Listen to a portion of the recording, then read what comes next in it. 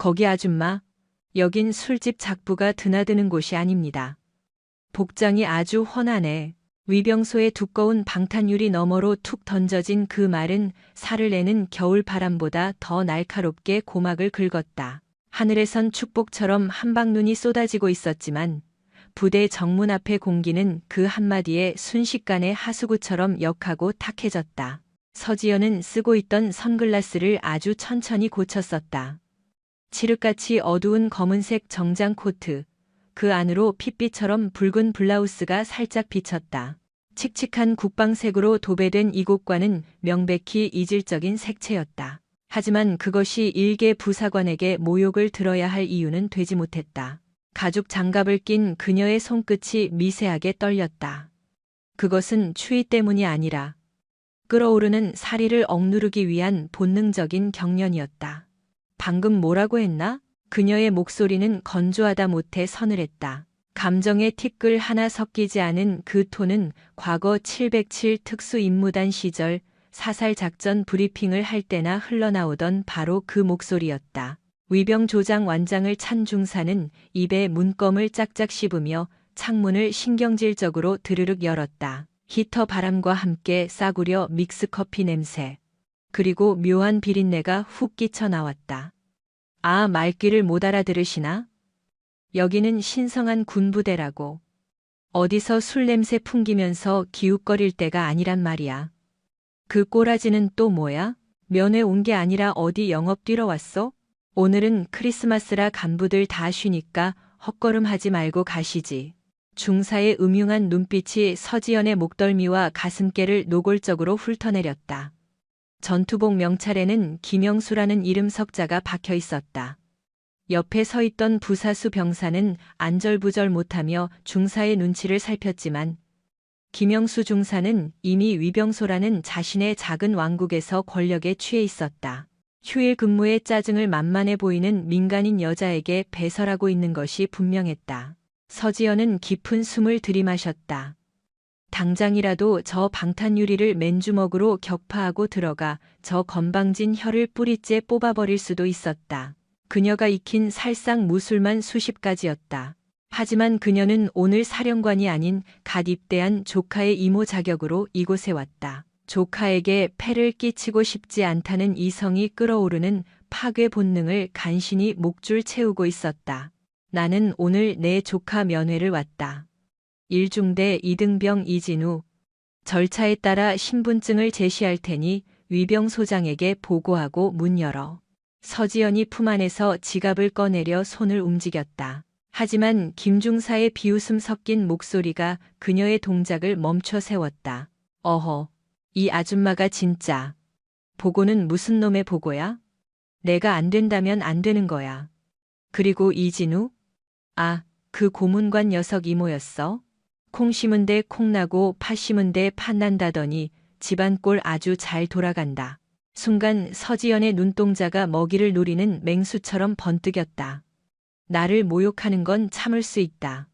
하지만 내 조카를, 내 핏줄을 건드리는 건 이야기가 달랐다. 말 조심해, 후회할 텐데. 후회, 푸아하하. 야, 들었냐? 후회하신단다. 아줌마, 여기가 어딘지 몰라? 여기선 내가 법이고 내가 왕이야. 꼬우면 입대해서 계급장 달고 오시든가. 아, 템프로 마담으로 취직시켜 달라고 떼쓰는 건가? 김중사는 낄낄거리며 손에 들고 있던 지휘봉으로 위병소 유리창을 탁탁 두드렸다. 마치 동물원 원숭이를 조롱하는 듯한 태도였다. 계급장이라. 서지현은 나직이 읊조렸다. 그녀의 손이 코트 안주머니로 미끄러지듯 들어갔다. 어쭈, 뭐 꺼내려고? 담배? 라이터? 아님 명함이라도 주시게? 나중에 가게 놀러 오라고? 마지막 경고다. 문 열어. 아, 진짜 말 많네. 야, 상황실에 보고해. 정문에 거동 수상자 출연. 술 취해 난동 부린다고 해. 헌병대 불러서 질질 끌어내기 전에 좋은 말로 할 때 꺼져. 김중사가 소리를 버럭 질렀다. 더 이상의 대화는 무의미했다. 말이 통하는 상대가 아니었다. 짐승에게는 짐승의 언어로, 군인에게는 계급의 언어로 말해줘야 했다. 서지연은 휴대폰을 꺼내 들었다. 액정 위로 눈송이가 하나 떨어져 덧없이 녹아내렸다. 그녀는 저장된 단축 번호를 꾹 눌렀다. 신호음이 가는 동안에도 김중사의 조롱은 멈추지 않았다. 전화는 무슨 어디 기둥 서방한테라도 이르시게? 해봐. 내가 누군지 알아? 나 이 부대에서 10년 굴러먹은 김영수야. 사단장님도 나보면 껄껄 웃으면서 담배 나눠 피우는 사이라고. 뚜루루. 신호음이 3번 울리기도 전에 상대방이 전화를 받았다. 충성 사단장입니다. 수화기 너머로 들려오는 중후한 목소리. 서지연은 김중사의 얼굴을 똑바로 응시하며 입을 열었다. 그녀의 입술 끝이 서늘하게 비틀려 올라갔다. 이 소장 나다. 국군정보사령부 서지연.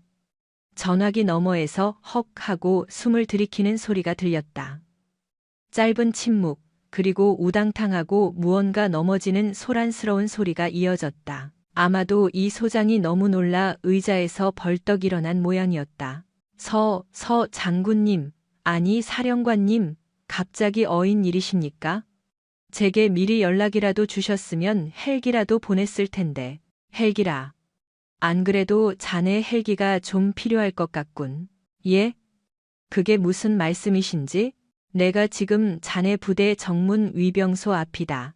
서지연은 껌을 씹으며 짝다리를 짚고 있는 김중사와 눈을 맞췄다. 김중사는 여전히 상황 파악을 못한 채 사단장 좋아하시네라며 입모양으로 비아냥거리고 있었다. 그의 운명이 산산조각 나기 직전이었다. 그런데 이 소장, 자네 부하가 날 보고 템퍼러리 마담 취급을 하며 문전박대를 하는군. 가슴을 다 드러내고 호객 행위하러 왔냐고 묻더군. 성희롱은 기본이고 아주 가관이야. 수화기 너머의 침묵은 더욱 무겁고 끈적해졌다. 그 침묵은 단순한 정적이 아니라 폭풍이 몰아치기 직전의 살벌한 고요함이었다. 어느 미친놈입니까? 이 소장의 목소리가 지옥 밑바닥에서 끓어오르는 용암처럼 낮게 깔렸다. 그 속에는 당장이라도 누군가를 찢어밟길 듯한 사리가 담겨 있었다. 김영수 중사라던데 자네랑 맞담배도 나눠 피우는 막역한 사이라면서 내가 그 끈끈한 우정을 방해한 건가? 사령관님, 제발 지금 당장 날아가겠습니다. 5분, 아니 3분만 기다려 주십시오. 그 미친 새끼 제가 가서 죽여버리겠습니다. 흥분하지 마. 자네한테 5분 주지. 헬기 띄워. 눈이 많이 오니 추락하지 않게 조심하고. 서지연은 대답도 듣지 않고 전화를 뚝 끊었다. 그리고 아주 천천히 마치 슬로우 모션처럼 휴대폰을 코트 주머니에 넣었다.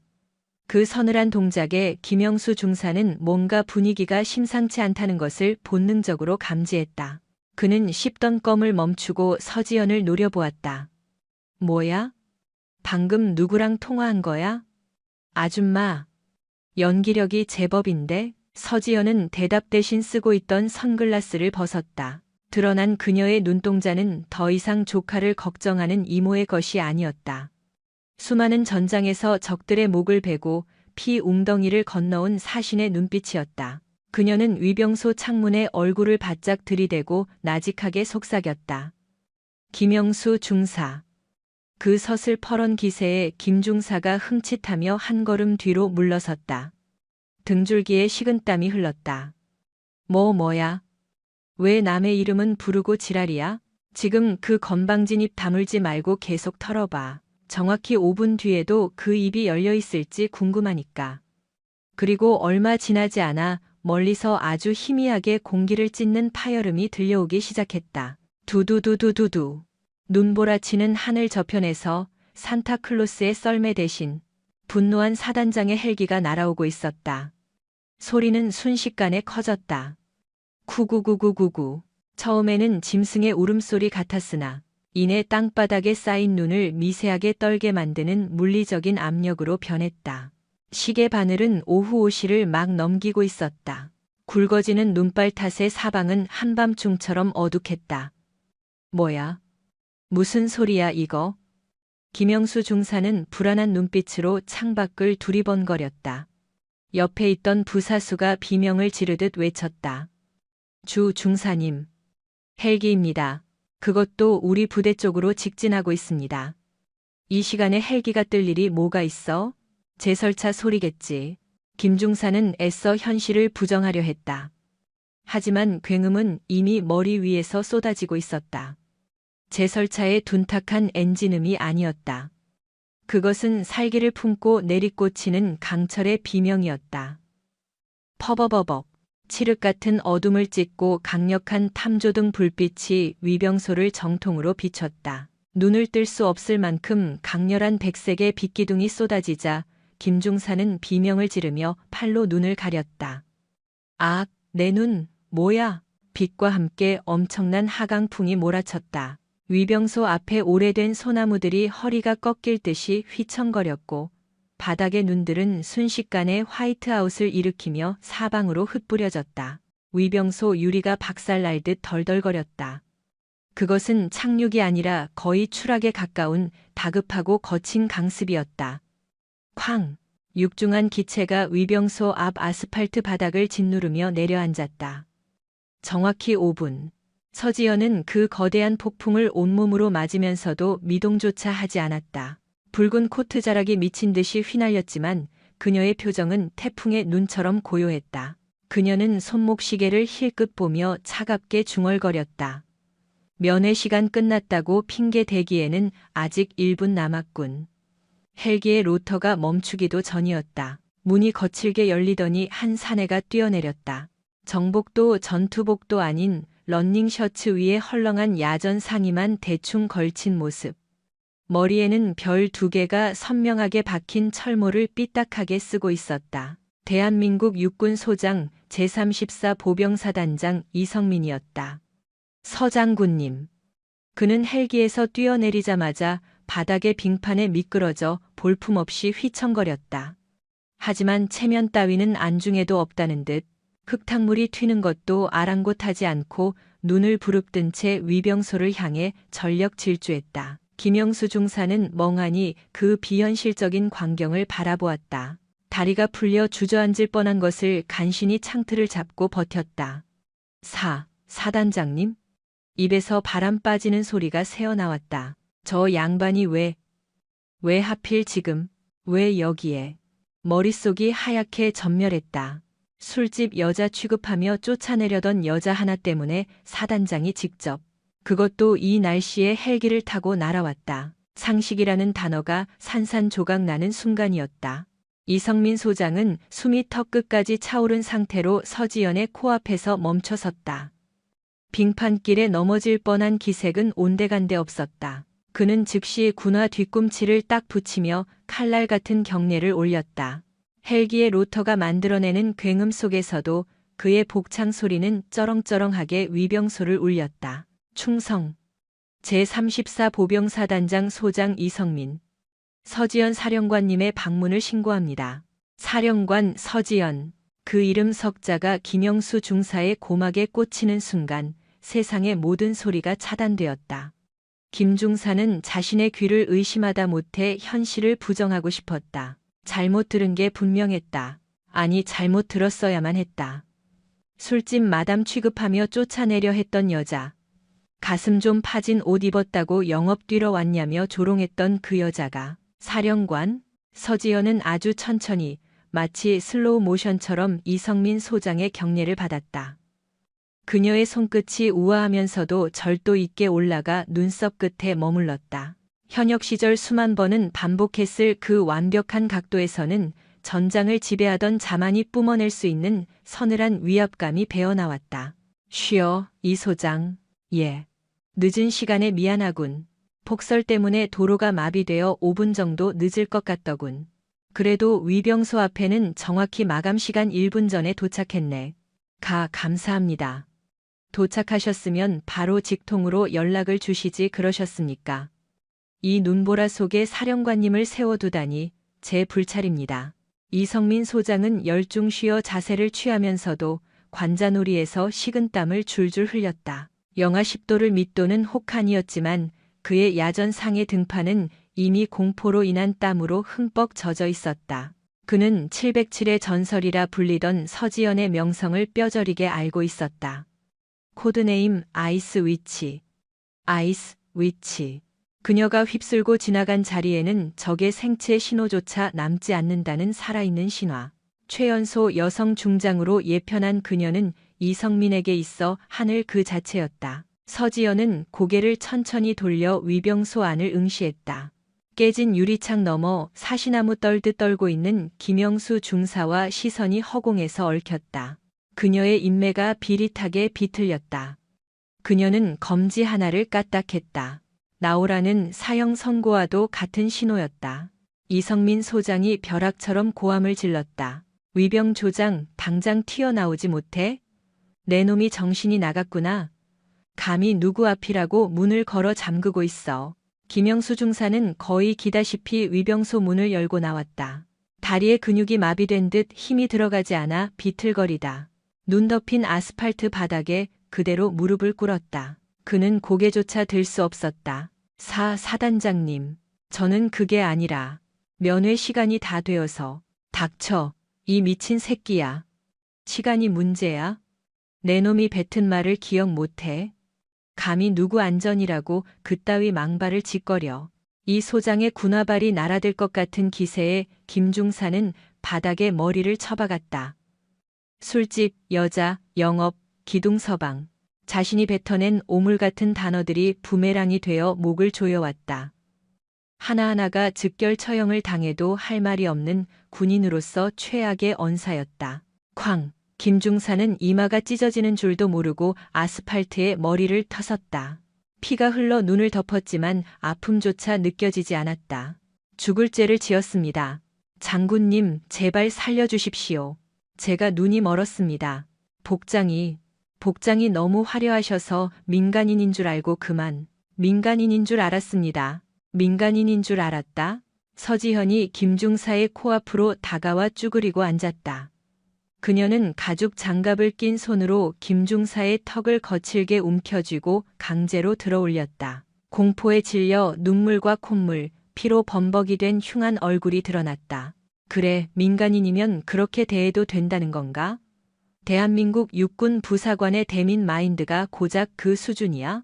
서지연의 목소리는 낮고 차분했지만 그 안에는 활화산 같은 분노가 끓고 있었다. 나는 내 조카를 보러 왔을 뿐이다. 비록 폭설 때문에 늦어서 마감 직전에 도착했지만 정당하게 사정을 설명하고 부탁하려 했어. 그런데 자네는 규정을 핑계 삼아 나를 모욕하고 성희롱하고 협박했지. 그건 단순히 나 개인에 대한 모독이 아니야. 이 살인적인 추위 속에서 나라를 지키기 위해 고생하는 모든 국군 장병들의 명예에 똥칠을 한 거야. 잘못했습니다. 제가 미쳤었습니다. 그리고 하나 더. 5분 뒤에도 그 입이 열려 있을지 궁금하다고 했었지? 서지연은 잡고 있던 턱을 혐오스럽다는 듯 팽개쳤다. 김중사는 중심을 잃고 눈밭에 처박혔다. 틀렸어. 자네 입은 이제 다치게 될 거야, 영원히. 서지연은 미련 없이 자리에서 일어났다. 그녀는 더 이상 쓰레기를 보지 않겠다는 듯 김중사를 외면하고 이성민 소장을 향해 고개를 돌렸다. 이 소장, 예 사령관님, 이자 헌병대로 넘겨. 군형법상 상관 모욕, 직권남용, 민간인에 대한 협박 및 성희롱. 적용할 수 있는 건 모조리 적용해서 엄중하게 처벌해. 그리고 오늘 위병소 근무자 전원 근무 태만으로 징계위원회 회부하고 명심하겠습니다. 지금 당장 헌병대 호출해서 압송하겠습니다. 야, 헌병대 뭐하고 있어? 이 새끼 당장 포승줄로 묶어. 끌고 가. 뒤따라 내린 헌병들이 득달같이 달려들어 김중사를 제압했다. 김중사는 짐승처럼 발버둥 쳤지만 건장한 헌병들의 완력을 당해낼 수는 없었다. 장군님, 사단장님, 살려주십시오. 제가 가장입니다. 처자식이 있습니다. 제발요. 한 번만 봐주십시오. 처절한 비명과 함께 김영수 중사가 질질 끌려갔다. 하얀 눈밭 위로 그가 남긴 긴 흔적이 핏자국처럼 선명하게 새겨졌다. 서지연은 그 모습을 끝까지 지켜보지 않았다. 상황이 정리되자 이성민 소장이 식은땀을 닦으며 조심스럽게 다가왔다. 사령관님, 정말 면목 없습니다. 제가 교육을 어떻게 시켰길래 이런 일이. 자네 탓만은 아니겠지. 하지만 오늘 일은 확실히 짚고 넘어가야겠어. 물론입니다. 제 불찰입니다. 면회 시간이 조금 지났지만 사령관님을 위해서라면 특별히 면회실을 개방하겠습니다. 따뜻한 본청 귀빈실로 모실까요? 아니, 조카 녀석 얼굴이나 보고 따뜻한 밥 한 끼 먹이면 그만이야. 굳이 거창하게 귀빈실까지 갈 필요 없네. 그냥 남들 눈에 띄지 않게 조용한 면회실 하나면 돼. 서지연의 단호한 거절에 이성민 소장은 잠시 당황한 듯 했으나 이내 비굴한 미소를 지으며 고개를 조아렸다. 아, 알겠습니다. 역시 사령관님의 배려는 남다르십니다. 그럼 제가 직접 가장 조용한 곳으로 안내하겠습니다. 식사는 녀석이 좋아할 만한 것들로 최고급으로 준비시키겠습니다. 서지연은 말없이 고개를 끄덕이며 이 소장의 뒤를 따랐다. 어둠이 내려앉은 부대 영내로 들어서는 그녀의 군화 발소리가 유난히 무겁게 울렸다. 단순히 위병소에서 겪은 불쾌한 해프닝 때문만은 아니었다. 아까 김영수 중사가 무심코 내뱉었던 조카 이진우를 향한 찌질한 놈이라는 비아냥이 가시처럼 신경을 긁어댔기 때문이다. 찌질한 놈. 단순히 군 생활에 적응하지 못하는 관심 병사를 지칭하는 은어인가? 아니면 그 이면에 더 추악하고 더러운 진실이 숨겨져 있는 건가? 707 특수임무단 시절 수많은 사선을 넘나들며 단련된 그녀의 육감이 요란한 경고음을 울리고 있었다. 오늘 이 면회는 단순히 조카의 안부만 확인하고 끝날 자리가 아님을 그녀의 본능이 말해주고 있었다. 안내받은 면회실의 공기는 무거웠다. 창밖에서는 폭설과 함께 몰아치는 바람 소리가 흉흉하게 들려왔지만 방 안의 적막함보다는 차라리 나았다. 이성민 소장의 과잉 충성 덕분에 배정된 곳은 일반 사병용 개방형 면회소가 아닌 간부들이나 외부 귀빈을 위해 마련된 독립된 독방이었다. 테이블 위에는 김이 모락모락 나는 피자 2판과 양념치킨, 그리고 진우가 입대 전 좋아했다던 뜨끈한 갈비탕까지 한 상 가득 차려져 있었다. 기름지고 고소한 음식 냄새가 방 안을 가득 채웠지만 서지현은 전혀 허기를 느끼지 못했다. 그녀의 시선은 오직 굳게 닫힌 출입문 손잡이에만 고정되어 있었다. 날카로운 매가 먹잇감을 기다리듯 그녀의 눈빛은 차갑게 가라앉아 있었다. 끼익! 녹슨 경첩이 비명을 지르며 문이 조심스럽게 열렸다. 저 실례하겠습니다. 쭈뼛거리며 들어오는 왜소한 그림자. 헐렁한 주황색 활동복을 입고 머리를 짧게 깎은 청년. 조카 이진우였다. 입대 후 자대 배치를 받은 지 겨우 3달. 한창 훈련으로 몸이 다부져야 할 시기였지만 진우의 몰골은 살아있는 사람이라기보다 해골에 가까웠다. 움푹 패인 볼. 턱까지 내려온 짙은 다크서클. 그리고 영양실조에 걸린 사람처럼 거칠게 튼 입술까지. 하지만 무엇보다 서지연의 심장을 덜컥 내려앉게 만든 것은 그의 눈빛이었다. 생기라고는 찾아볼 수 없는 마치 도살장에 끌려온 초식동물처럼 극한의 공포에 질려있는 눈. 진우야. 서지연이 자리에서 일어나며 나직이 조카의 이름을 불렀다. 이진우는 감전된 사람처럼 어깨를 크게 움찔하며 뒷걸음질 쳤다. 마치 자신의 이름이 불리는 것 자체가 끔찍한 고문이나 가혹 행위의 시작을 알리는 신호탄이라도 되는 양. 조건 반사적인 공포 반응이었다. 이모. 이진우는 그제야 눈앞의 여자가 악마 같은 선임들이 아니라 자신의 이모임을 깨닫고 믿기지 않는다는 듯 눈을 비볐다. 진짜 이모네. 와, 꿈인 줄 알았어. 행정반에서 면회 왔다고 하길래. 또 누가 장난치는 줄 알고. 앉아. 밖이 많이 춥지. 따뜻한 것 좀 먹자. 서지연은 끓어오르는 분노를 억누르고 애써 부드러운 미소를 지으며 진우의 손을 이끌어 의자에 앉혔다. 진우는 테이블 가득 차려진 성찬을 보더니 눈이 휘둥그레졌다. 와, 이거 다 뭐야? 피자에 치킨. 대박이다. 너 먹이려고 사왔지. 눈치 보지 말고 얼른 먹어. 식겠다. 진우는 허겁지겁 젓가락을 들었다. 뜨거운 갈비탕 국물을 한 숟가락 떠넣더니 이내 피자 한 조각을 집어 입안 가득 우겨 넣었다. 씹지도 않고 삼키는 수준이었다. 볼이 미어터지도록 음식을 밀어넣는 그 모습은 단순한 배고픔이 아니라 지금 먹지 않으면 빼앗길지도 모른다는 생존 본능에 가까운 처절한 몸부림이었다. 서지연은 말없이 물컵을 밀어주었다. 목이 메어 최삼거리면서도 진우는 음식물을 입으로 가져가는 것을 멈추지 않았다. 천천히 먹어. 누가 뺏어 먹니? 응, 컵, 아니. 너무 맛있어서. 부대 밥이랑은 완전 다르네.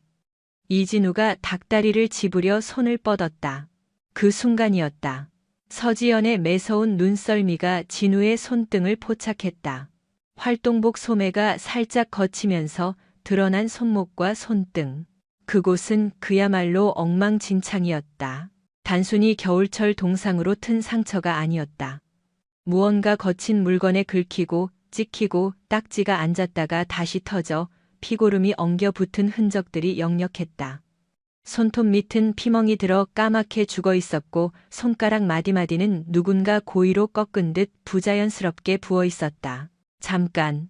서지연이 반사적으로 진우의 손목을 낚아챘다. 악! 이진우가 자지러지듯 비명을 지르며 손을 빼려 발버둥쳤다.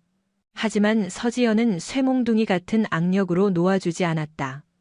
그녀는 진우의 소매를 거칠게 걷어올렸다. 손목 위쪽으로 시퍼런 멍자국이 띠를 두르고 있었다. 누군가 밧줄이나 끈으로 강하게 결박했던 흔적, 혹은 군홧발로 지시겨 밟은 잔인한 폭력의 자국이었다. 방 안의 온기가 순식간에 증발하고 차가운 살기만이 감돌았다. 서지연의 눈동자가 격렬하게 흔들렸다. 이것은 훈련 중 부상이 아니었다. 명백하고도 악질적인 폭행, 아니 고문의 흔적이었다. 이게 뭐야? 서지연의 목소리가 지옥에서 울려 퍼지듯 낮게 깔렸다. 이진우는 황급히 소매를 내리며 시선을 피했다. 몸을 사시나무 떨듯 떨고 있었다. 아무것도 아니야. 그냥 작업하다가. 다들 이래. 겨울이라서. 거짓말하지 마. 이모가 군 생활을 몇 년을 했는데 작업 상처랑 구타 흔적을 구분 못할 것 같아? 서지연은 진우의 턱을 부드럽게 하지만 단호하게 감싸 자신을 똑바로 보게 했다. 진우의 눈동자가 불안하게 흔들리며 초점을 잡지 못했다. 솔직하게 말해. 누구야? 누가 그랬어? 이진우는 입을 꾹 다물었다. 말하면 죽는다라는 세뇌에 가까운 공포가 그를 지배하고 있는 듯했다. 이진우, 서지연이 나직이 불렀다. 이모 알지? 나 707 출신이야.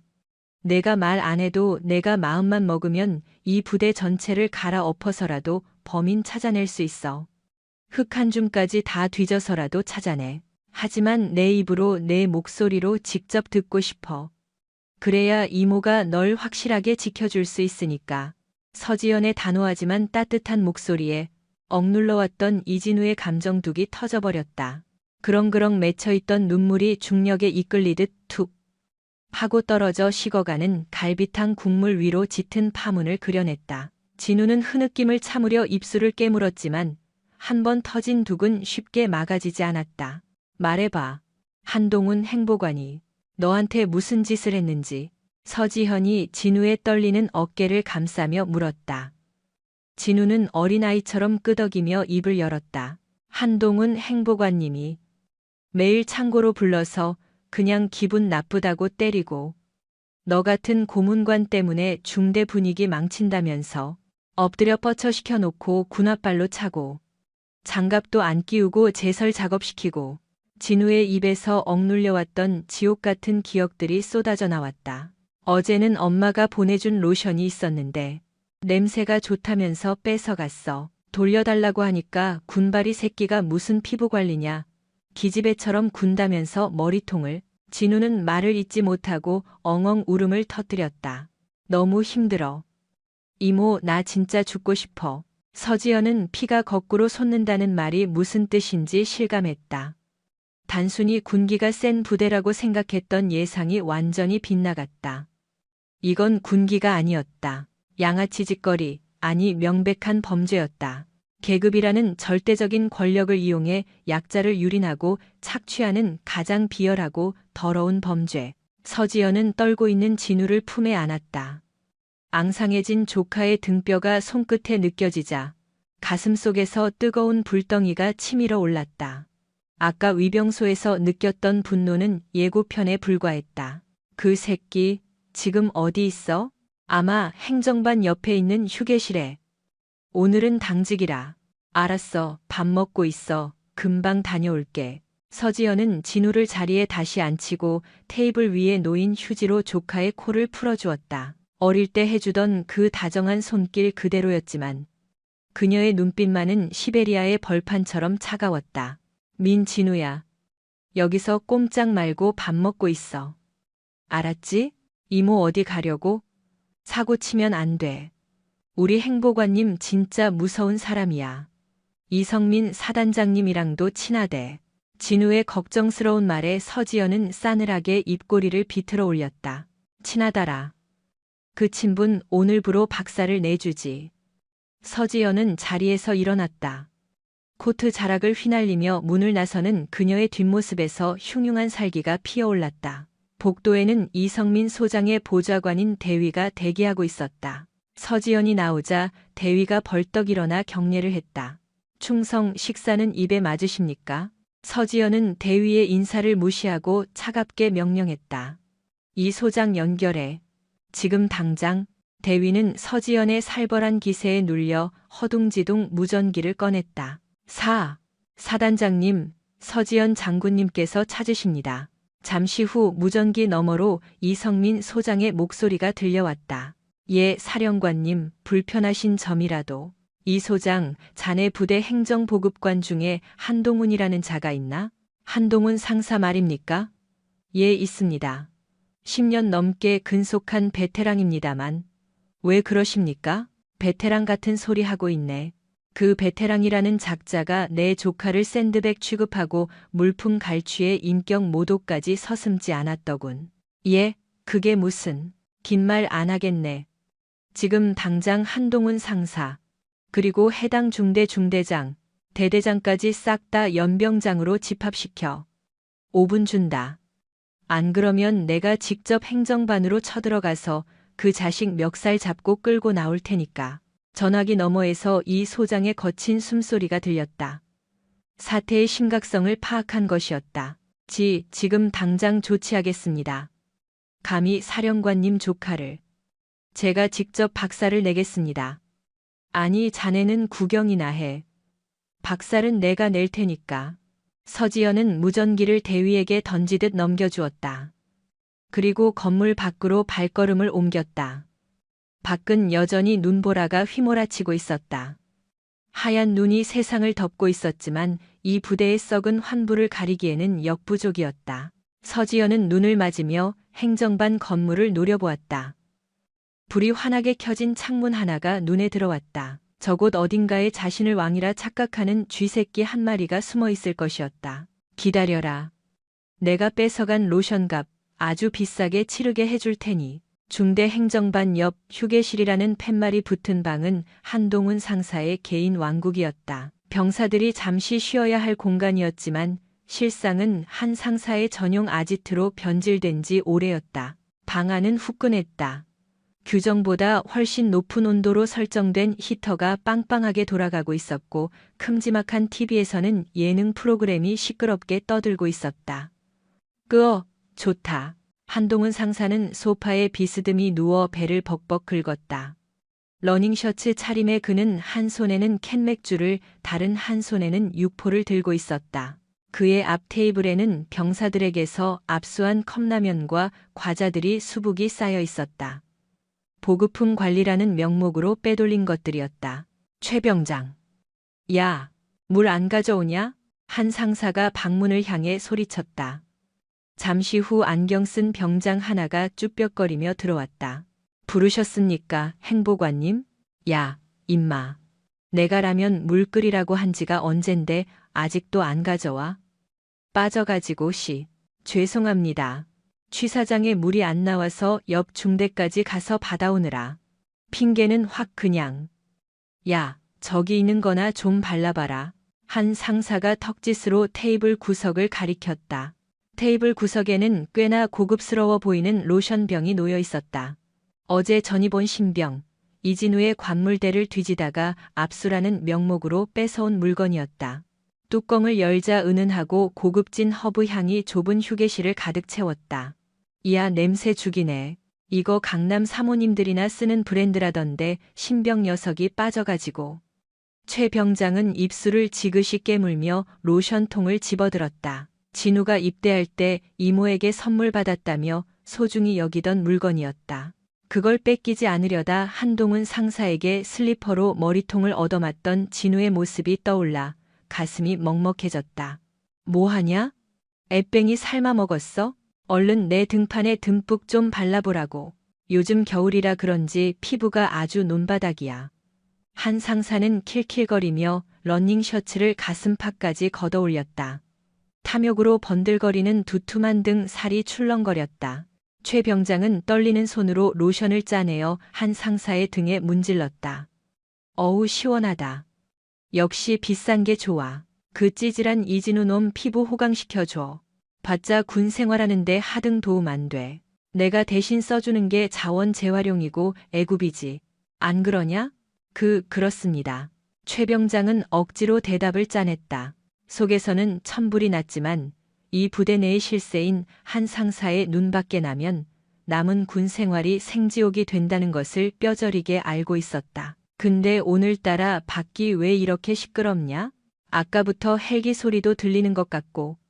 한 상사는 TV 예능 프로를 보며 건성으로 물었다. 아, 이성민 사단장님께서 갑자기 순실을 오셨다는 소문이 있습니다. 뭐, 영감탱이가 크리스마스에 할 일도 없나? 에이, 귀찮게 시리. 뭐 우리 중대까지 오겠냐? 위병소나 좀 털고 가시겠지. 한 상사는 대수롭지 않게 여기며 육포를 질겅질겅 씹었다. 그는 사단장 이성민 소장과 동양 출신이라는 학연, 지연으로 얽혀 꽤나 두터운 비호를 받고 있었다.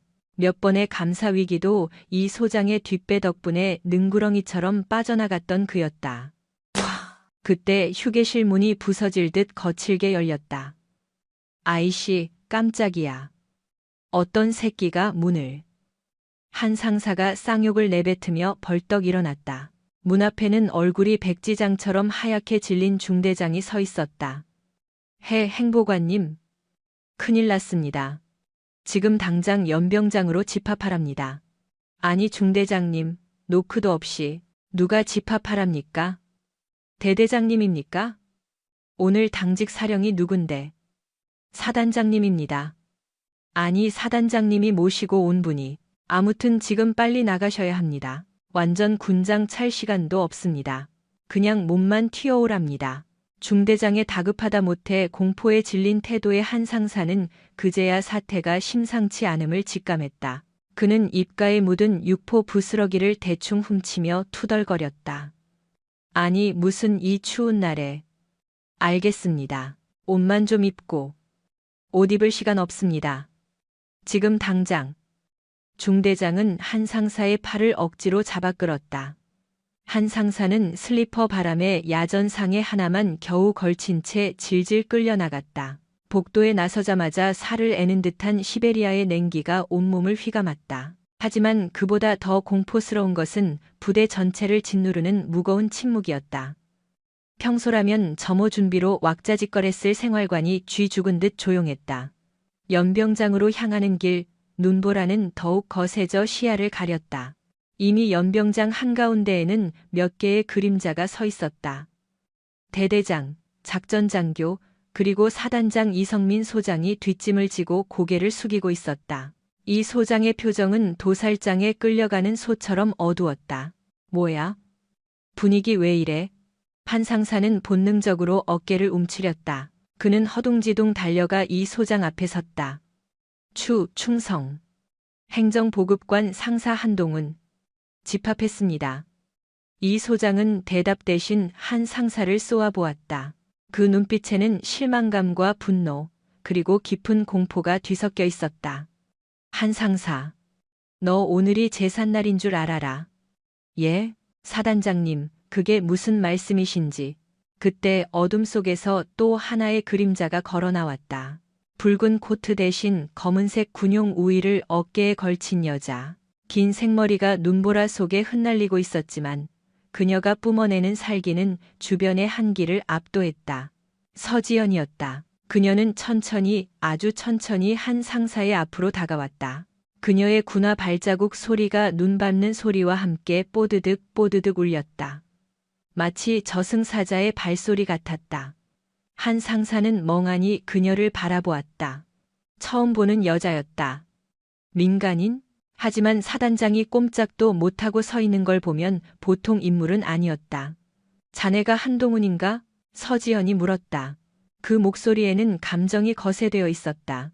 너무나 차가워서 오히려 화상 입을 듯 뜨겁게 느껴지는 목소리였다. 네, 그렇습니다만. 누구십니까? 한 상사가 되물었다. 서지연은 대답 대신 한 상사에게 한 걸음 더 다가갔다. 코끝에서 은은한 허브 향이 났다. 진우의 로션 냄새였다. 서지연의 입꼬리가 비틀리며 잔혹한 미소를 그렸다. 냄새 좋네. 그거 자네 건가? 아, 이거 말입니까? 예, 제가 쓰는 겁니다만. 한 상사는 얼떨결에 거짓말을 했다. 본능적인 방어 기제였다. 짝! 날카로운 파열음이 연병장의 정막을 갈랐다. 한 상사의 고개가 90도로 꺾였다. 눈앞에서 별이 번쩍였다. 뺨이 불타오르는 듯한 통증이 뒤늦게 밀려왔다. 한 상사는 비명을 지르며 뺨을 감싸 쥐었다. 무슨 일이 일어난 건지 파악하기도 전에 서지연의 군화발이 한 상사의 명치를 그대로 걷어찼다. 퍽, 커헉, 한 상사는 숨도 못 쉬고 눈밭에 처박혀 뒹굴었다. 위액이 역류하는 끔찍한 고통에 한 상사의 몸이 웅크린 새우처럼 파들거렸다. 커헉, 컥. 숨조차 제대로 쉬지 못하는 그를 향해 서지연은 일말의 자비도 보이지 않았다. 그녀는 거칠게 한 상사의 머리채를 휘어잡아 억지로 고개를 젖혔다. 눈보라 속에서도 그녀의 눈동자는 지옥불처럼 이글거리고 있었다. 내 조카 로션 빼서 쳐바르니까 피부가 좀 고와지던가? 조카? 한 상사의 동공이 지진이 난 듯 격렬하게 흔들렸다. 조카? 로션? 설마 이진우? 그 고문관 놈의 이모가. 머릿속 회로가 타버릴 것 같았다. 서지연은 싸늘하게 일갈했다. 내 조카 진우 손등은 동상 걸려 걸레짝이 됐는데 너는 여기서 따뜻한 난로 끼고 육포나 씹고 있었어? 아주 살판났구만. 한동훈 상사. 서지연은 잡고 있던 머리채를 바닥에 내동댕이 쳤다. 쿵. 머리가 얼어붙은 땅에 부딪혔지만 비명도 나오지 않았다. 그녀가 손을 내밀자 옆에서 사색이 된 이성민 소장이 황급히 서류 봉투를 건넸다. 서지연은 봉투에서 A사 용지 뭉치를 꺼내 한 상사의 얼굴에 흩뿌렸다. 눈보라와 함께 종이들이 한 상사의 시야를 가렸다. 그것은 명백한 증거들이었다. 부대 비품 횡령 장부, 병사들에 대한 상습 가혹행위 진술서, 그리고 진우가 피눈물로 쓴 마음의 편지 4본까지. 읽어. 서지연의 명령은 절대적이었다. 내 죄명이 뭔지, 네가 왜 오늘 군인으로서 사회적으로 매장당해야 하는지 내 입으로 직접 낭독해. 토시 하나 틀리지 말고. 한 상사는 덜덜 떨리는 손으로 종이 한 장을 집어들었다. 글자가 눈에 들어오지 않았다.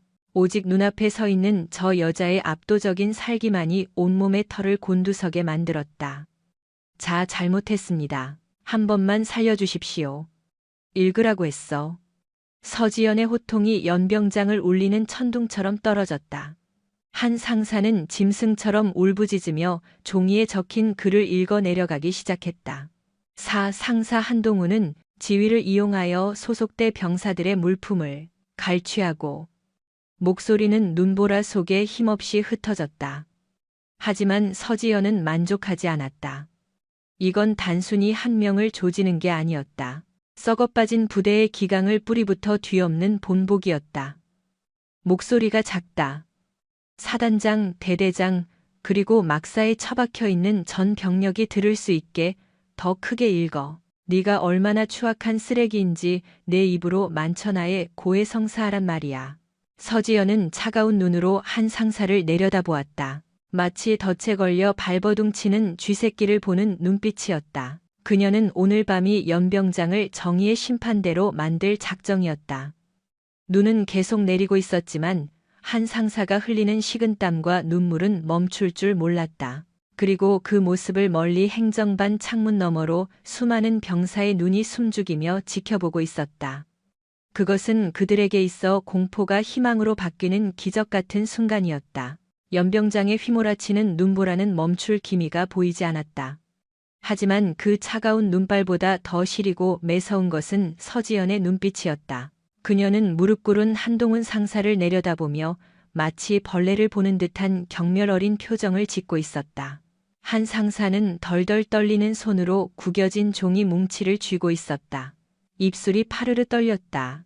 글자를 읽어야 했지만 공포심에 목구멍이 꽉 막혀 소리가 나오지 않았다. 안 읽나? 서지연의 낮고 위협적인 목소리가 한 상사의 고막을 때렸다. 읽겠습니다. 상사 한동훈은 병영식당에 납품되는 부식용 돼지고기를 매주 5kg씩 빼돌려 외부 식당에 되팔았으며 한 상사의 목소리가 기어들어갔다. 연병장 주변을 에워싼 어둠 속에서 수군거리는 소리가 들려왔다.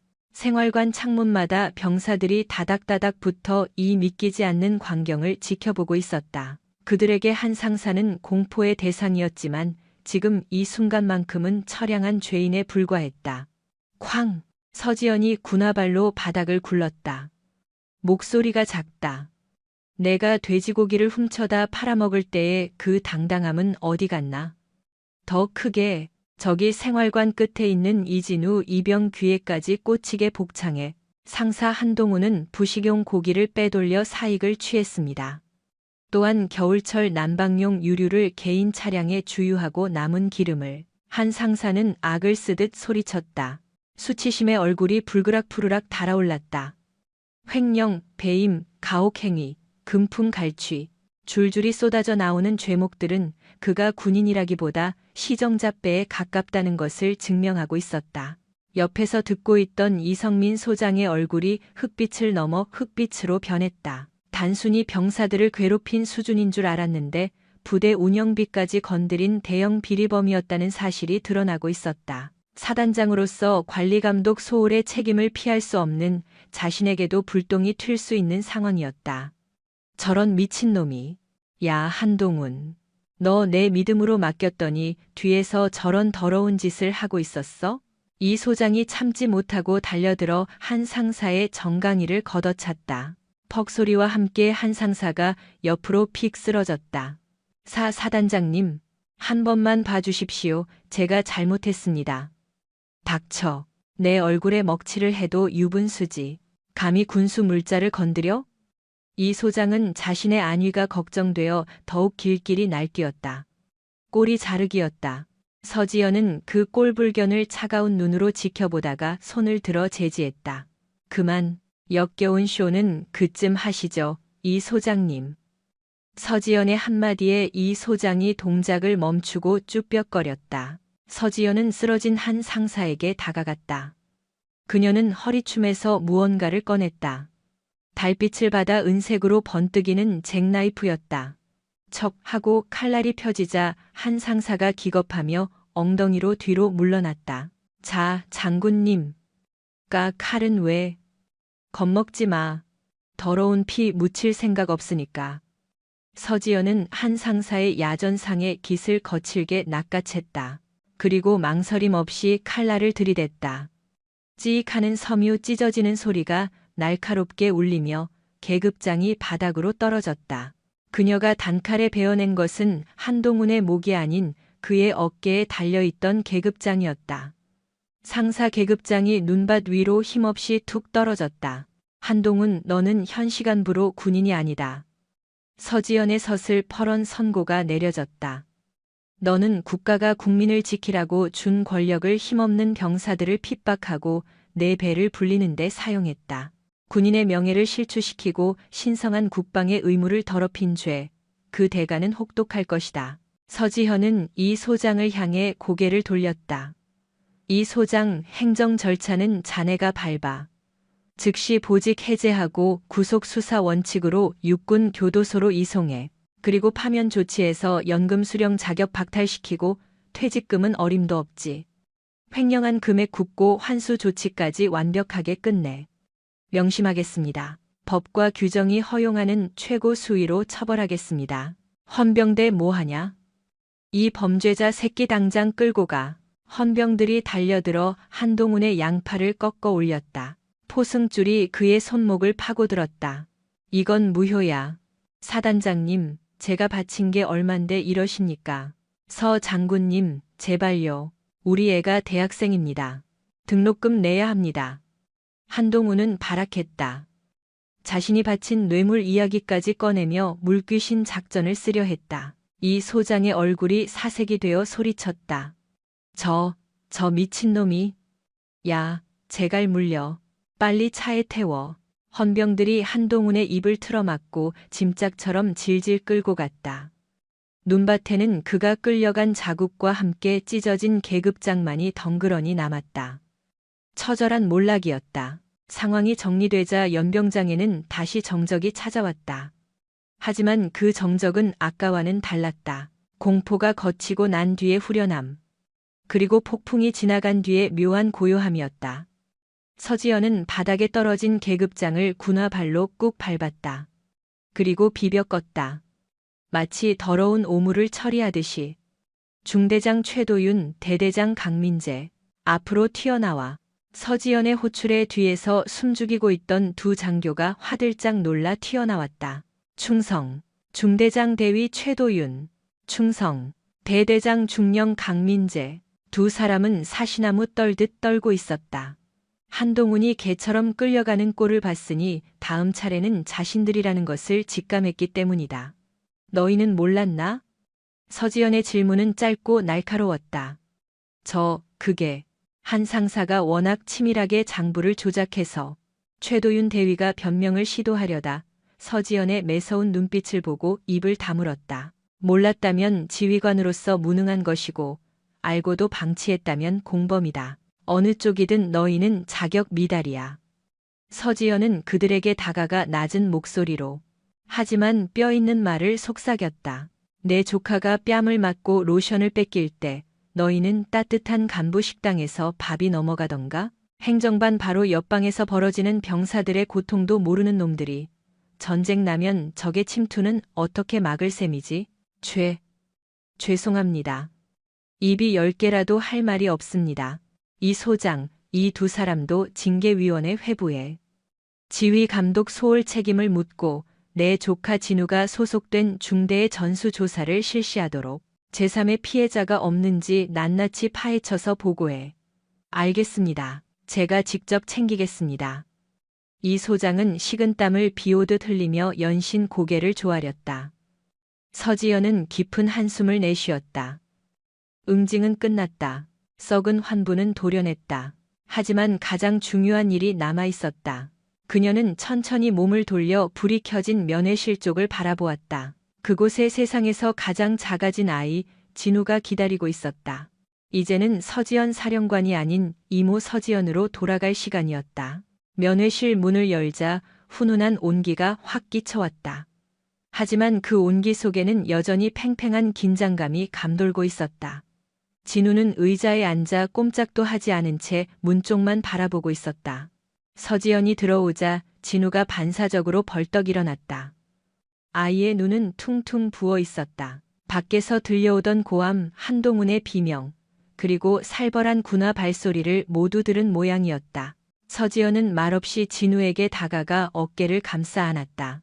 야전 상의에 묻어있던 밖의 냉기가 진우에게 전해졌지만 진우는 피하지 않았다. 밥은 다 먹었어? 아니, 잘 안 넘어가서. 테이블 위를 보니 갈비탕에는 하얗게 기름이 껴 있었고 피자는 딱딱하게 식어 굳어 있었다. 서지연은 씁쓸하게 웃었다. 미안해, 이모가 밥 먹는데 밖에서 너무 소란을 피웠지? 아, 저기 이모, 행보관님은 어떻게 됐어? 진우가 조심스럽게 물었다. 목소리에 두려움과 호기심이 섞여 있었다. 군대라는 곳이 참 아이러니했다. 계급장 하나 떼고 나면 아무것도 아닌 동네 아저씨일 뿐인데 그게 달려있을 땐 왜 그리 거대한 산처럼 무거웠는지. 서지연은 의자를 끌어당겨 진우의 맞은편에 앉아 눈을 맞췄다. 한동훈 상사는 이제 군인이 아니야. 죄를 지었으니 벌을 받으러 갔어. 아주 오랫동안 춥고 어두운 곳에서 죗값을 치르게 될 거야. 진짜 다시는 안 와. 정말? 응, 다시는 내 앞에, 아니 그 누구 앞에도 군복 입고 나타나지 못해.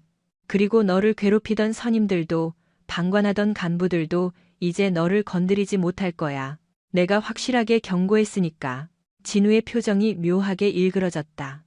안도감, 그리고 현실감이 없는 얼떨떨함. 그동안 가슴을 짓누르던 거대한 공포가 일순간에 사라지자 다리가 풀리는지 진우는 털썩 주저앉았다. 다행이다. 진짜 다행이다. 진우는 두 손으로 얼굴을 감싸고 다시 흐느끼기 시작했다. 진우야. 서지연이 진우의 손을 잡았다. 거칠어진 손등, 터지고 찢어진 상처들이 서지연의 가슴을 예리하게 훅팠다. 그녀는 주머니에서 미리 준비해둔 연고를 꺼냈다. 그것은 아까 부대로 오는 길에 급히 약국에 들러 산 최고급 상처 치료제였다. 손 이리 줘봐. 서지연은 진우의 거친 손등에 연고를 듬뿍 발라 주었다. 차가운 약기운이 상처에 닿자 진우가 살짝 움찔했다. 따갑니? 아니, 시원해. 서지연은 정성스럽게 연고를 문지르며 나직이 입을 열었다. 이모가 왜 그렇게까지 화를 냈는지 아니? 단순히 네가 내 피부치라서가 아니야. 진우가 젖은 눈망울로 서지연을 응시했다. 군복의 무게는 명예다. 군인은 그 누구보다 강해야 하지만 그 힘은 오로지 국민과 약자를 지키기 위해 존재해. 그런데 그 힘을 내부아 내 전우를 괴롭히는 데 쓰는 건 군인이 아니야. 제복 입은 깡패지. 난 내 후배들이 그런 양아치 짓을 하는 걸 도저히 눈 감아줄 수 없었어. 서지연의 눈빛은 부드러웠으나 그 안에는 꺾이지 않는 신념이 단단히 박혀 있었다. 진우야, 넌 피해자야. 네가 부족해서 당한 게 아니란다. 그러니까 기죽지 마. 어깨 펴고 당당해져. 응. 알았어 이모. 그리고 약속해줘. 훗날 네가 선임이 되고 지휘자가 되었을 때 절대 오늘 같은 부조리는 되풀이하지 않겠다고. 후임들의 눈물을 닦아주는 진짜 군인이 되겠다고 말이야. 진우는 코를 훌쩍이며 힘주어 고개를 끄덕였다. 약속할게. 난 절대 안 그럴게. 이모처럼 정말 멋있는 군인이 될 거야. 그래, 그거면 충분하다. 서지연은 진우의 까까머리를 쓰다듬었다. 손바닥에 전해지는 까칠한 감촉에 가슴 한구석이 짠해졌다. 코울리게였던 조카가 어느새 자라 국방의 의무를 다하고 있다는 사실이 새삼대견했다. 자, 이제 밥 먹자. 다 식었지만 그래도 먹어야 힘을 내지. 식사를 마칠 무렵 시계바늘은 어느덧 밤 9시를 넘기고 있었다. 헤어짐의 시간이었다. 서지연은 생활관 앞까지 배웅하려 했으나 진우가 만류했다. 아니야, 이모. 여기까지 와준 것만으로도 너무 고마워. 혼자 갈 수 있어. 이제 하나도 안 무서워. 진우의 눈빛은 분명 달라져 있었다. 공포에 질려 떨던 초식동물의 눈이 아니었다. 정의가 승리한다는 것을 목격한 소년의 눈동자 속에는 작지만 꺼지지 않을 불꽃이 타오르고 있었다. 그래, 씩씩하구나. 무슨 일 있으면 언제든 직통으로 전화해. 번호 알지? 응, 707 얼음마녀. 진우의 장난기에 서지연도 피웃음을 터뜨렸다. 까불기는 어서 들어가. 감기 들라. 이모 조심해서 가. 진짜 고마워. 충성. 진우가 꽤나 잡힌 각으로 경례를 올렸다. 서지연 역시 정석적인 칼각으로 답례했다. 충성. 진우가 행정반 건물로 사라질 때까지 지켜본 서지연은 미련 없이 몸을 돌렸다. 위병소 앞에는 이성민 소장이 긴장한 기색이 역력한 채 서성이고 있었다. 떠나시는 겁니까, 사령관님? 오늘 고생했네. 본의 아니게 자네 부대를 발칵 뒤집어 놨군. 아닙니다. 덕분에 삼은 환부를 도려냈습니다. 부끄럽지만 감사할 따름입니다. 뼈를 깎는 심정으로 부대 관리하겠습니다. 믿어보지. 내 조카 진우 특별 대우 따윈 필요 없어. 그저 군인답게 사람답게 복무할 수 있게만 해주게. 명심하겠습니다. 제 군 생활을 걸고 책임지겠습니다. 서지연이 차에 오르자 엔진 소리가 정적을 깼다. 눈은 어느새 그쳐 있었고 구름 사이로 달빛이 비쳤다. 겉보기에 세상은 평화로웠다. 하지만 서지연은 알고 있었다. 평화란 누군가가 피 흘리며 싸워 지켜낸 결과물임을. 그녀는 백미러 속 멀어지는 부대를 보며 나직이 중얼거렸다. 메리 크리스마스, 진우야. 차가운 겨울밤, 707 출신 최연소 여성 중장의 성탄절은 그렇게 저물고 있었다. 하지만 그녀의 싸움은 끝이 아니었다. 서울로 향하는 고속도로 위 서지연은 운전대를 잡은 손에 핏기가 돌 정도로 힘을 주었다. 찜찜했다. 707 시절부터 수많은 작전을 수행하며 단련된 그녀의 촉이 계속해서 경고음을 울리고 있었다. 한동훈 상사가 횡령했다던 그 엄청난 양의 부식과 유류, 매주 수십 킬로그램의 고기와 드럼통 단위의 기름을 일개 행보관 혼자서, 그것도 위병소의 눈을 피해 밖으로 빼돌린다.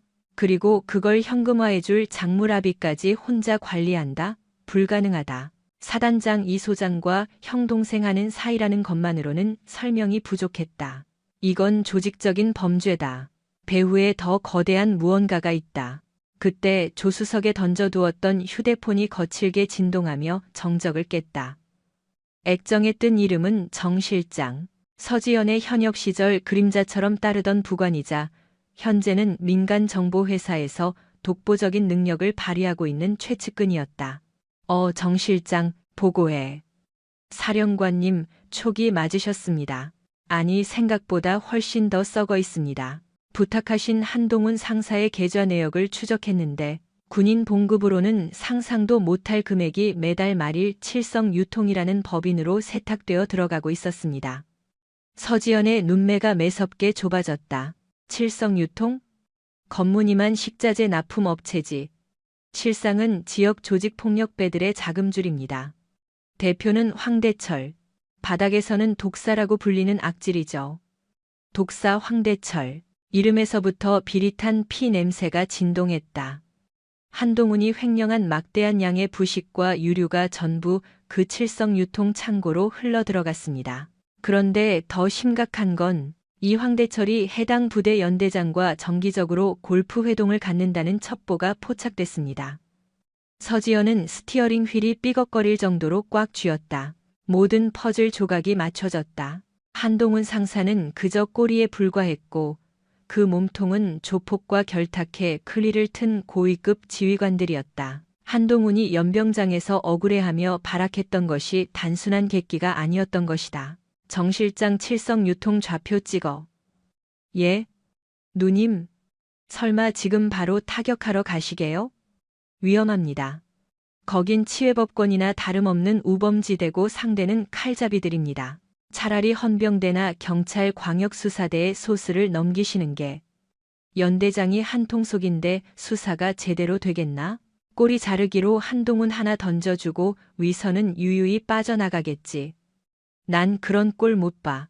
내 조카의 피눈물을 빤대가라면 그 뿌리까지 뽑아버려야 직성이 풀리겠어. 서지연의 목소리엔 영하의 날씨보다 더 차가운 살기가 서려 있었다. 역시 못 말리십니다. 알겠습니다. 위치 전송했습니다. 대신 약속해 주십시오. 절대 총기는 안 됩니다. 민간인 구역에서 발포했다간 정말 돌이킬 수 없습니다. 걱정 마. 쓰레기 청소하는데 아깝게 총알을 왜 써? 서지연은 전화를 끊자마자 거칠게 핸들을 꺾었다. 서울로 향하던 붉은 미등이 어둠 속으로 사라지고 다시 지방 국도를 향해 헤드라이트 불빛이 길게 뻗어나갔다. 1시간 뒤 서지연의 차는 인적 드문 외곽의 폐창고 단지에 도착했다.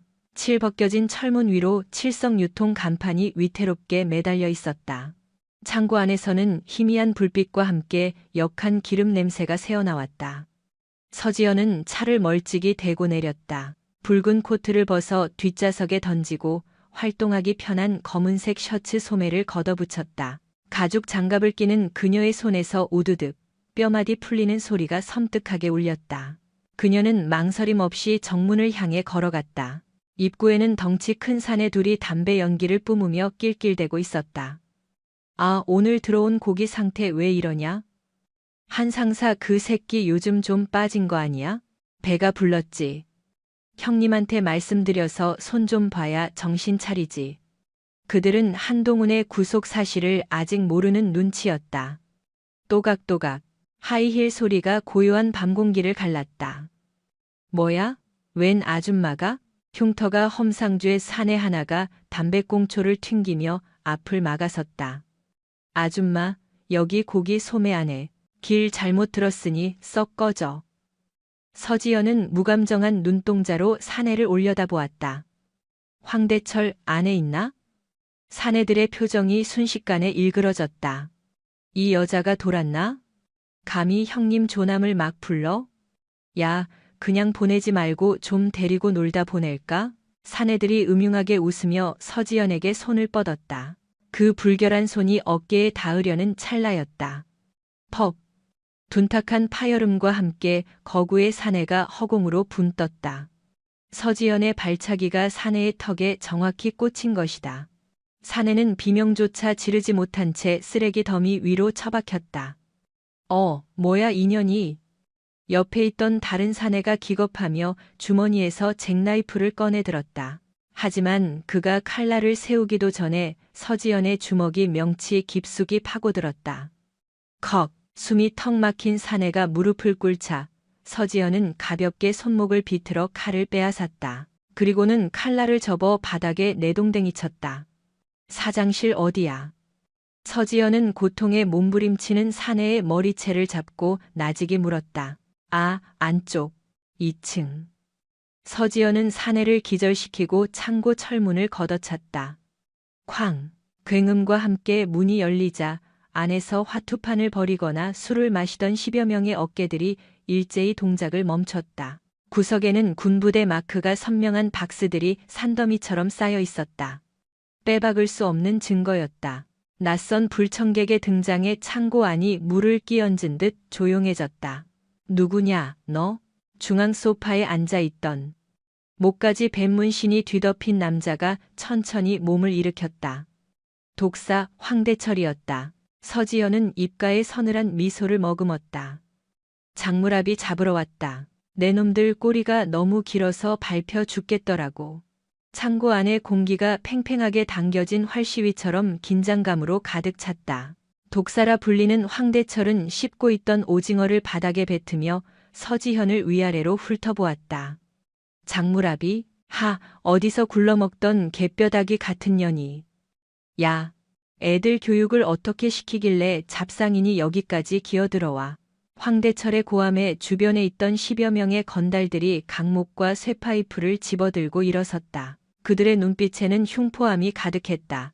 보통 여자라면 그 기세에 눌려 주저앉았겠지만 서지연은 오히려 가볍게 목을 좌우로 꺾으며 몸을 풀었다. 말이 기네. 오늘 좀 피곤하니까 빨리 끝내자. 서지연의 도발에 건달 하나가 고함을 지르며 달려들었다. 인연이 죽고 싶어 환장했나? 붕. 쇠파이프가 서지연의 머리를 노리고 날아왔다. 하지만 그녀는 그 궤적을 이미 읽고 있었다. 상체를 살짝 숙여 공격을 피함과 동시에 품으로 파고들며 팔꿈치로 건달의 턱을 올려쳤다. 퍽! 둔탁한 타격음과 함께 건달은 혀를 깨물며 뒤로 넘어갔다. 서지연은 쓰러지는 놈의 손에서 쇠파이프를 낚아챘다. 이제 무기는 그녀의 손에 있었다. 다음, 서지연의 차가운 선언에 건달들이 멈칫했다. 저 여자는 보통이 아니다. 그제야 그들은 사태 파악을 하기 시작했다. 하지만 황대철이 뒤에서 악을 썼다. 뭐해? 병신들아. 여자 하나 못 잡고 다 덤벼? 죽여서라도 끌고 와. 보스의 명령에 5명이 동시에 달려들었다. 서지연의 눈이 매섭게 빛났다. 707 특수임무단 시절 밥 먹듯이 했던 근접 격투술, 그년이었다. 그녀에게 이 정도는 몸풀기 수준도 안 되었다. 깡, 까강. 쇠파이프와 강목이 부딪히는 소리가 요란하게 울렸다. 서지연은 마치 춤을 추듯 유연한 몸놀림으로 공격을 흘려보냈다. 그녀의 움직임에는 군더더기가 없었다. 최소한의 동작으로 상대의 급소를 타격하고 관절을 꺾고 무게 중심을 무너뜨렸다. 아악, 내 다리 크악. 비명소리가 연달아 터져나왔다. 1분도 채 되지 않아 바닥에는 끙끙 앓는 건달들이 즐비했다. 서지연은 숨 하나 흐트러지지 않은 채 손에 들고 있던 찌그러진 쇠파이프를 바닥에 던졌다. 이제 남은 건 황대철과 그의 측근 2명뿐이었다. 황대철의 얼굴에서 여유가 사라졌다. 그는 품 안에서 서슬퍼런 사심이 칼을 꺼내 들었다. 너 정체가 뭐야? 경찰? 검찰? 대한민국 예비역. 서지연은 짧게 대답하며 천천히 황대철을 향해 걸어갔다. 그 군용 박스들 그리고 내 금고에 있을 이중장부. 그거 가지러 왔다. 군인들 등쳐먹고 내 조카 같은 애들 굶기면서 배 불리니까 좋던가? 이 시발. 뚫린 입이라고. 황대철이 칼을 휘두르며 달려들었다. 조폭 보스답게 칼 쓰는 솜씨가 예사롭지 않았다. 날카로운 칼날이 서지연의 복부를 스치듯 지나갔다. 셔츠 단추 하나가 떨어져 나갔다. 하지만 서지연은 물러서지 않았다. 그녀는 황대철의 손목을 노렸다. 칼이 다시 들어오는 순간 서지연은 반사적으로 황대철의 손목을 낚아채 반대 방향으로 비틀었다. 우드득, 으악, 뼈 부러지는 소리와 함께 황대철이 칼을 놓쳤다. 서지연은 놓치지 않고 황대철의 오금을 걷어차 무릎 꿇린 뒤 그의 팔을 뒤로 꺾어 제압했다. 아까 그 기세는 어디 갔나? 독살하더니 지렁이만도 못하네. 서지연은 황대철의 머리를 바닥에 쳐박았다. 장부 어디 있어? 몰라. 배째. 그래, 배를 째는 건 내 전문 분야는 아니지만 손가락 하나씩 부러뜨리는 건 꽤 잘해. 서지연이 황대철의 검지 손가락을 잡고 천천히 뒤로 꺾었다. 아, 알았어. 알았다고. 저기 사무실 책상 밑 금고, 비밀번호는 7788이야. 황대철은 고통을 이기지 못하고 술술 불었다. 서지연은 그를 기절시키고 사무실로 향했다. 책상 밑 금고를 열자 현금 다발과 두툼한 장부 하나가 나왔다. 서지현은 장부를 펼쳤다. 예상대로였다. 한동훈 상사의 이름은 물론이고 그 위로 줄이 엮인 이름들이 적혀 있었다. 그리고 맨 윗줄, 가장 많은 액수가 적힌 이름. 제34사단 일연대장 대령 조영진. 서지연의 눈이 차갑게 가라앉았다. 연대장. 부대의 살림을 책임지고 병사들을 보살펴야 할 지휘관이 민간 조폭과 결탁해 군수 물자를 팔아먹고 있었다니. 이것은 단순한 비리가 아니라 매국 행위나 다름없었다. 서지연은 휴대폰을 꺼내 장부 내용을 사진으로 찍어 정 실장에게 전송했다. 정 실장, 확인했지? 원본은 내가 챙겨간다. 이 자료 국방부 조사본부랑 언론사 사회부 기자들에게 동시에 뿌려. 내일 아침 뉴스 1면은 이걸로 도배한다. 와우. 대여 중에서도 특대여를 낚으셨네요. 누님 뒷감당 괜찮으시겠어요? 저쪽에서 가만히 안 있을 텐데. 뒷감당? 그건 그놈들이 해야지. 건드려서는 안 될 벌집을 건드린 건 내가 아니라 그놈들이야. 서지연은 장부를 품에 넣고 창고를 나섰다. 바닥에는 여전히 신음하는 건달들이 널브러져 있었다. 그녀는 그들을 쳐다보지도 않고 자신의 차로 향했다. 차에 올라타 시동을 걸자 라디오에서 아이러니하게도 평화로운 크리스마스 캐럴이 흘러나오고 있었다. 고요한 밤, 거룩한 밤. 서지연은 피식 웃음을 터뜨렸다. 라디오에서 흘러나오는 캐럴은 평화로웠지만 오늘 밤은 결코 고요하지 않았다. 하지만 이 소란 덕분에 내일부터 이진우와 다른 병사들은 조금 더 따뜻하고 배부른 겨울을 보낼 수 있을 것이다. 서지연은 가속 페달을 깊게 밟았다. 이제 남은 건 하나. 이 더러운 먹이 사슬의 정점에 있는 포식자, 연대장 조영진 대령을 사냥하는 것뿐이었다. 그녀의 차는 서울이 아닌 연대장 관사가 있는 군인 아파트로 향하고 있었다. 밤은 아직 길었고 사냥은 끝나지 않았다. 관사 단지는 짙은 정막에 쌓여 있었다. 가로등 불빛만이 눈 쌓인 화단을 비추고 있었지만 백일동 천이호 조영진 대령의 거실만은 불이 환하게 켜져 있었다.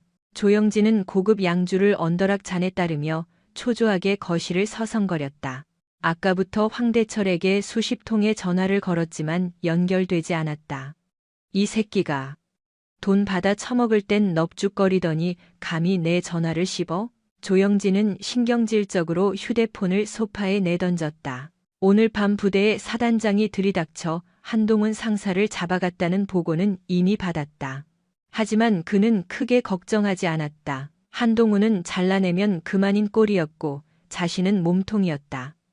사단장 이성민 소장은 자신과 골프도 치고 사우나도 함께 다니는 막역한 사이가 아니던가. 적당히 로비하고 한동훈 선에서 모든 걸 덮어씌우면 그만이라고 그는 안일하게 생각했다.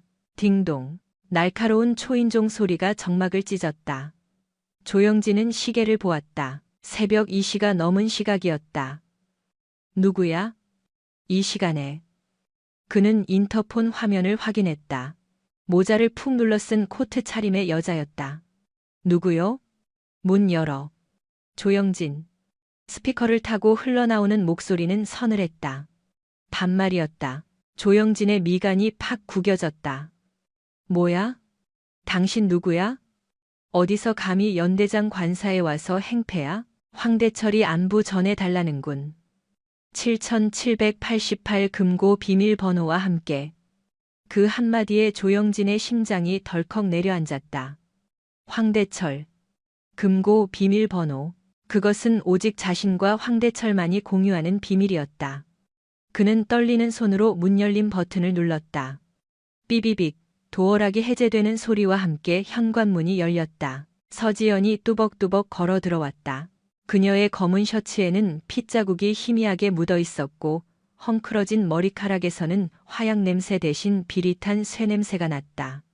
너 정체가 뭐야? 독사는 황대철은 어떻게 됐어? 조영진이 뒷걸음질 치며 물었다. 서지연은 대답 대신 품에서 장부 한 권을 꺼내 거실 테이블 위에 툭 던졌다.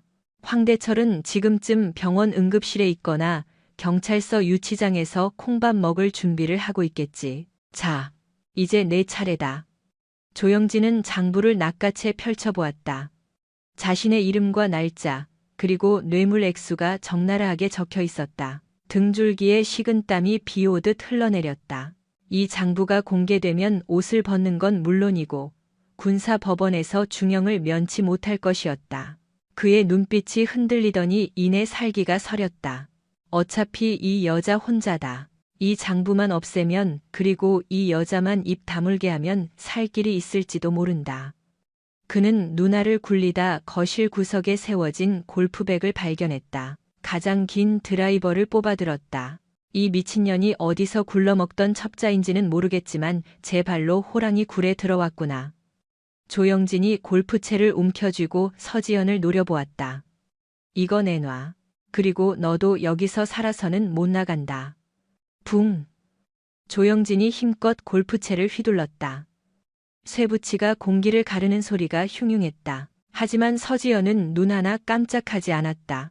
그녀는 날아오는 골프채를 피하는 대신 오히려 한 발짝 앞으로 파고들었다.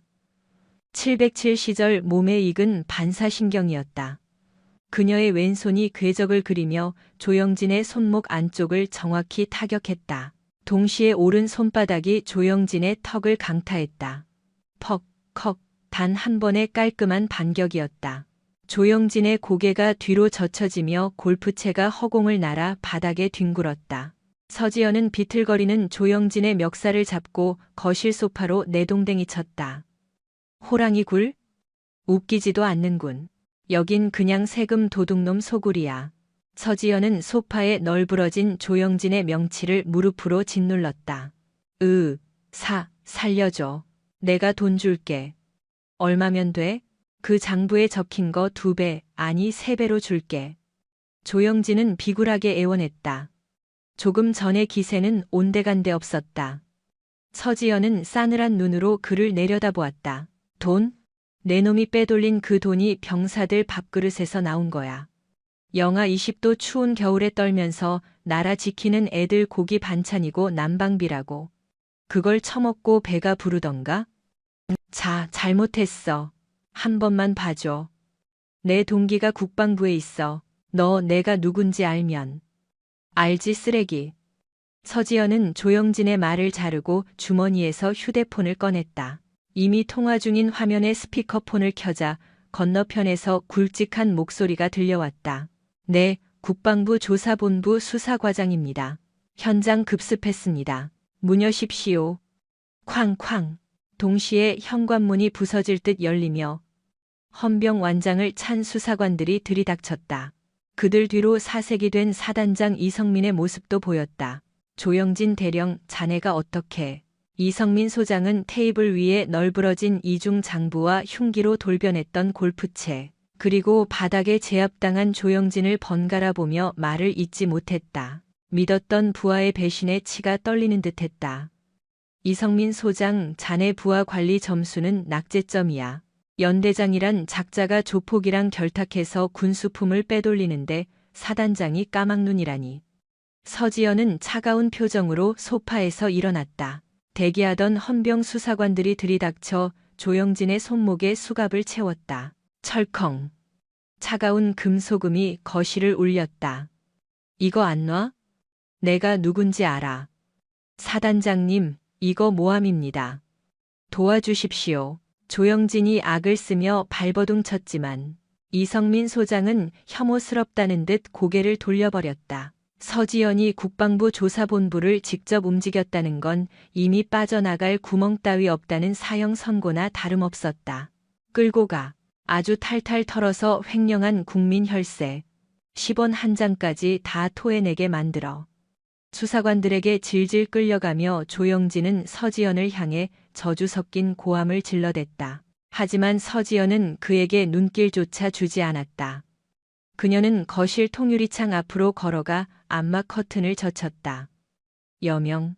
푸르스름한 새벽빛이 어둠에 잠긴 도시를 천천히 깨우고 있었다. 참으로 긴 밤이었다.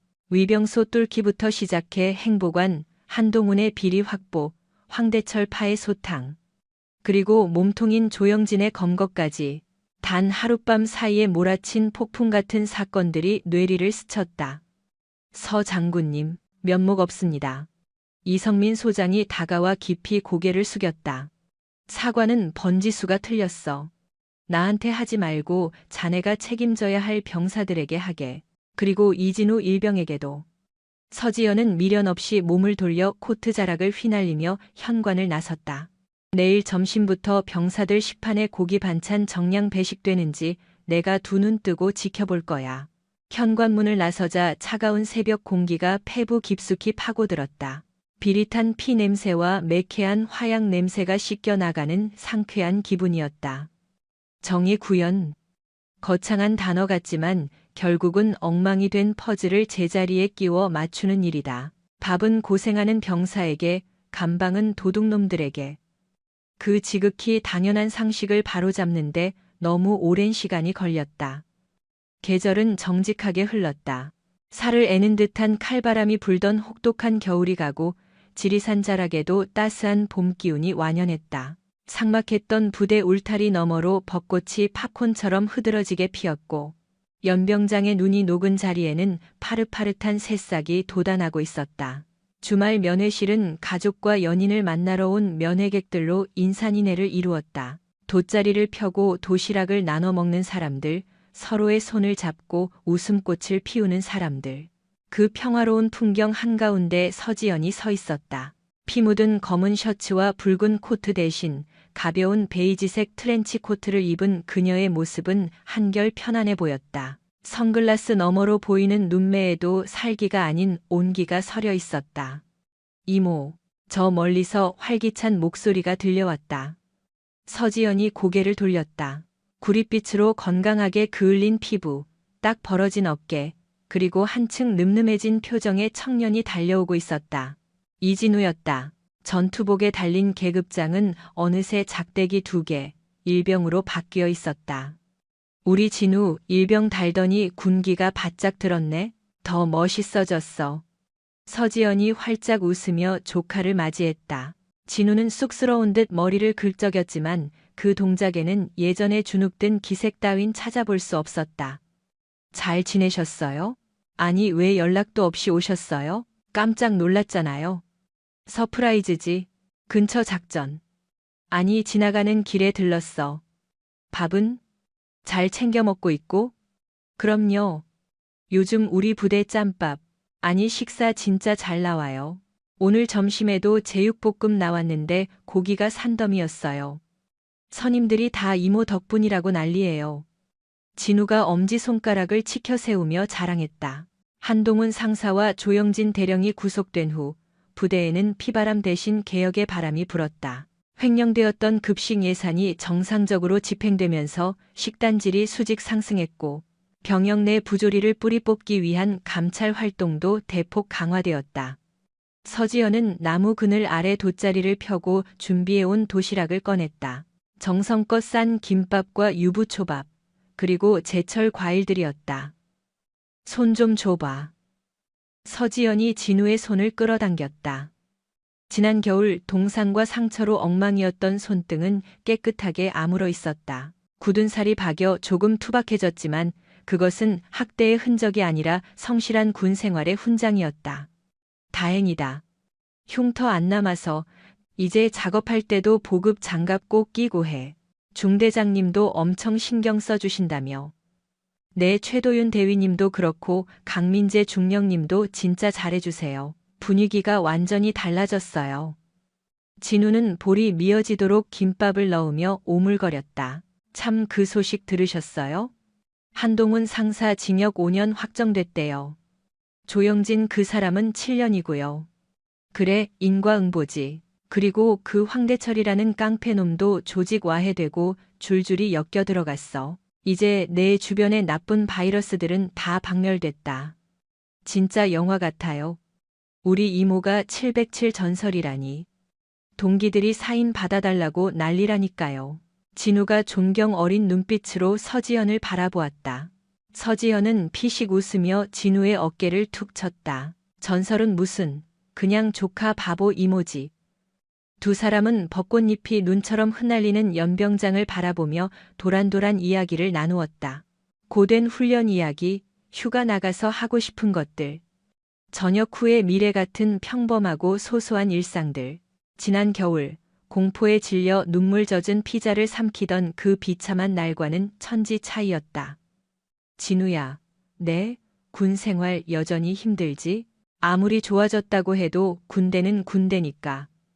서지연의 물음에 진우는 잠시 생각하더니 고개를 끄덕였다. 힘들죠. 춥고 덥고 아침에 눈 뜨기 싫고 가끔은 엄마 보고 싶고. 진우는 씩 웃었다. 근데 견딜만 해요. 나만 힘든 거 아니잖아요. 옆에 전우들도 있고 밖에서 저 믿어주는 가족들도 있고. 그리고 무엇보다 진우가 서지연의 눈을 똑바로 바라보았다. 내가 누군가를 지킬 힘이 생긴다는 게 꽤 멋진 일이더라고요. 이모가 왜 평생 군복을 입고 사는지 조금은 알 것 같아요. 서지연의 가슴 한구석이 뭉클해졌다. 마냥 어리고 약해 보였던 녀석이 어느새 진짜 군인이, 아니 진짜 남자가 되어 가고 있었다. 그녀는 진우의 까까머리를 쓰다듬어 주었다. 다 컸네, 우리 강아지. 그럼 이모는 이제 발 뻗고 자도 되겠다. 당연하죠. 이제 707 어른마녀 조카답게 특급 전사도 따고 분대장도 달 겁니다. 지켜봐 주세요. 야속하게도 면회 시간이 끝나가고 있었다. 복귀 안내 방송이 흘러나오자 아쉬운 표정의 병사들이 하나둘 자리에서 일어났다. 서지연도 자리에서 일어나 돗자리를 털었다. 들어가 봐. 다음 휴가 때 나오면 제일 비싼 고기 사줄게. 네. 이모도 조심해서 가세요.